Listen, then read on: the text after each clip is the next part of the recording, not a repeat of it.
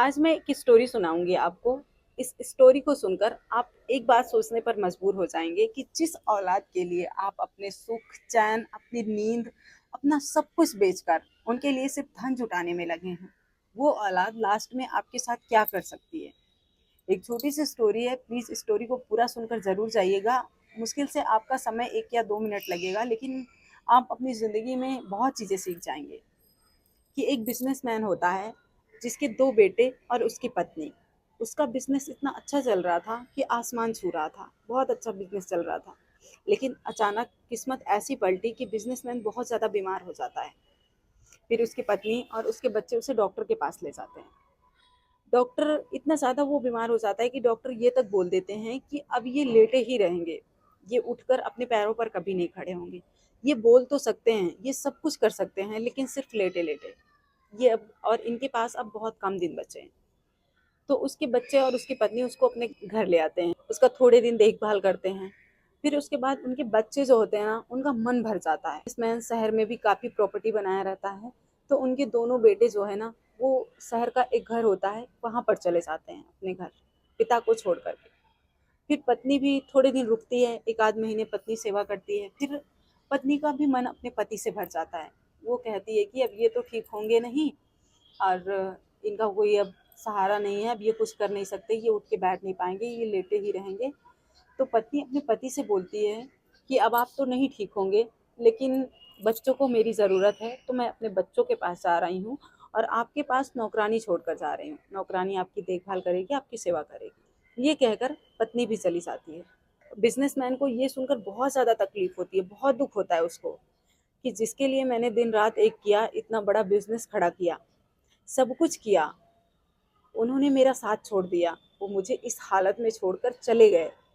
और यहाँ तक कि वो भी इंसान मुझे छोड़ दिया जिसने 7 फेरे लेकर मेरे साथ जीने और मरने की कस्में खाई थी। वो पत्नी भी छोड़कर चली गई। ये सोचकर बिजनेसमैन बहुत दुखी होता है। फिर नौकरानी आती। नौकरानी बहुत गरीब थी, वो अपने मालिक की बहुत सेवा करती। उसके 2 छोटे बच्चे होते हैं। तो एक दिन बिजनेसमैन के मन में ये ख्याल आता है कि मेरे बच्चे और मेरी पत्नी ने मुझे इस तरह धोखा दिया है। तो वो नौकरानी से कहते हैं कि तू कल अपना सारे डॉक्यूमेंट ले आना और मुझे बैंक ले चल। तू नौकरानी होती है, वो घबरा जाती है, बोलती है कि साहब आप ऐसा क्यों बोल रहे हो, मुझसे कोई गलती हो गई क्या। तो बिजनेसमैन बोलता है कि नहीं, तुझसे कोई गलती नहीं है, तू अपना डॉक्यूमेंट ले आना और मुझे बैंक ले चल। तो बिजनेसमैन के मन में ये ख्याल होता है कि उसके पास जो थोड़े बहुत पैसे होते हैं वो, और उसका सीक्रेट धन जो भी सोने चांदी लॉकर्स में रखा होता है, उसके मन में विचार आता है कि मैं इस नौकरानी को दे दूंगा। तो वो नौकरानी अपना सारा डॉक्यूमेंट लेकर आती है। तो वो बिजनेसमैन जो होता है, वो 50 लाख रुपए नौकरानी के अकाउंट में ट्रांसफर कर देता है, उसको दे देता है। फिर नौकरानी बहुत एहसान मानती है, बहुत सोचने लगती है। फिर वो बोलती है कि साहब मैं आपको एक दिन ज़रूर ठीक करवा के रहूँगी, अब मैं आपको अपने तरीके से दिखाऊँगी, अपने हिसाब से दिखाऊँगी। वो बहुत मेहनत करती है, तो डॉक्टर के पास ले जाती है। कई से एक बढ़ कर के वो डॉक्टर को नौकरानी दिखाती है। तो डॉक्टर कहते हैं कि इनको दवाएँ तो नहीं ठीक कर सकती, ना ही कोई डॉक्टर ठीक कर सकता है, लेकिन तुम्हारी देखभाल, तुम्हारी केयर, यदि तुम इनको अच्छे से एक्सरसाइज करवाती हो, तो ये हो सकता है कि भविष्य में ठीक हो जाएँ। तो वो नौकरानी बहुत मेहनत करती है अपने मालिक के लिए। वो आती थी सुबह, उनको एक्सरसाइज करवाती, उनको दूर तक बहुत 1 से 2 किलोमीटर, 3 किलोमीटर उनको टहलाती, ले जाती, वो उठाकर सहारा देकर उनको ले जाती। और बहुत मेहनत किया उसने। फिर एक दिन ऐसा आया कि वो बिजनेसमैन धीरे धीरे, उसका पैर जो है इतना मतलब ताकतवर हो जाता है, इतना टाइट हो जाता है कि वो अपने पैरों पर खड़ा हो जाता है एक दिन।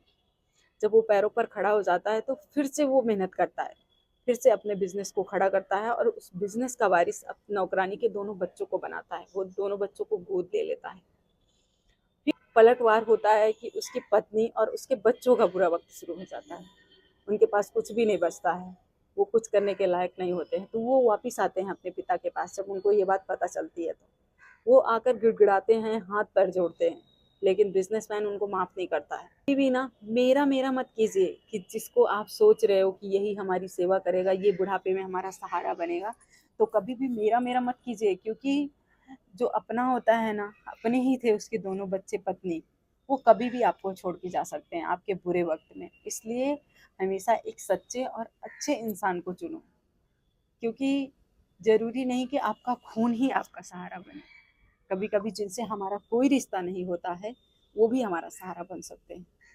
तो इस स्टोरी को ज़रूर शेयर कीजिएगा उन लोगों के पास जो अपने बच्चों के लिए अपना सुख, अपनी नींद, अपना चैन सब कुछ गँवाकर सिर्फ़ अपने बच्चों के लिए धन इकट्ठा करने में लगे हैं। स्टोरी पसंद आई हो तो शेयर कीजिएगा। Thank you so much.